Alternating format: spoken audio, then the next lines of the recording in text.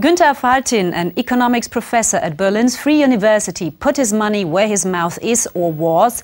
Rather than just talking about economics, he thought it a better idea to found a company with his students, learning by doing, so to speak. That's how the tea campaign started in 1985, concentrating exclusively on Darjeeling tea. The company's philosophy was to avoid the middleman, thus reducing the price. And it seems to work. Today, the tea campaign is based in Potsdam and reported sales of €7.5 million last year alone. We met the enterprising professor and tea lover who already has a new ambition, selling tea to Japan. Darjeeling first flush, the first tea harvest after winter, fresh off the slopes of the Himalayas. For Günther Faltin, it's the champagne of all teas.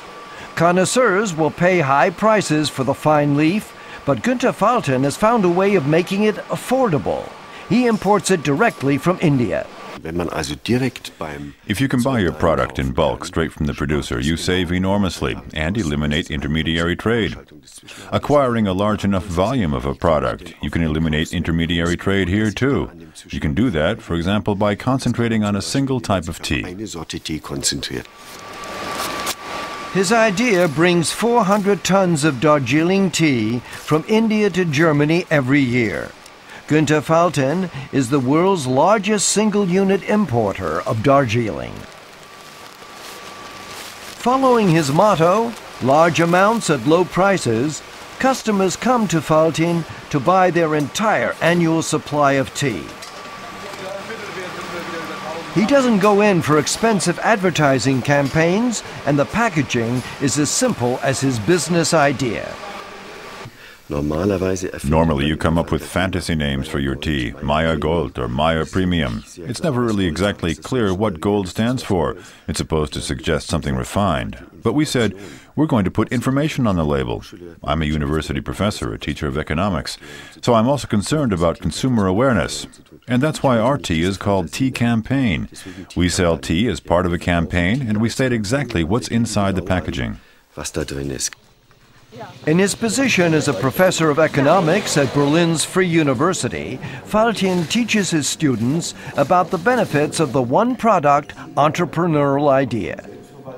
Since it was founded 2 decades ago, the tea campaign's sales model has been imitated by numerous adventurous business people, like this young entrepreneur. He wants to sell canola oil along the lines of Faltin's model, but Professor Faltin is skeptical. We need to check whether he's really made the most of his idea to make the most of what such a business model can and must offer. Faltin is strict with his students and insists they think their ideas through.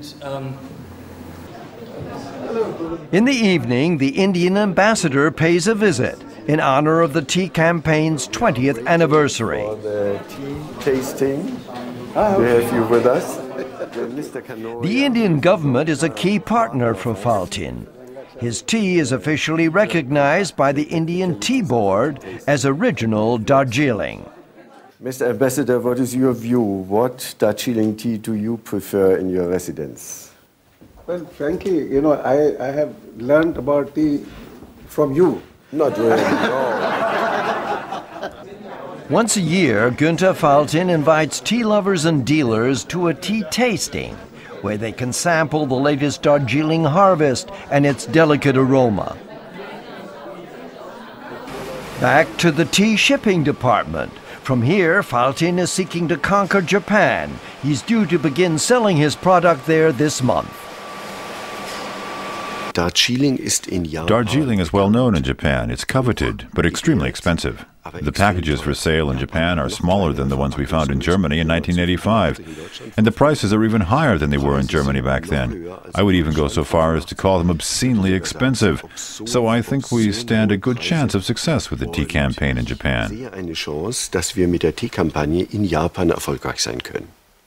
Faltin doesn't have his own store and only sells direct to online buyers. To date, he has 140,000 individual customers and retailers, most of them in Europe.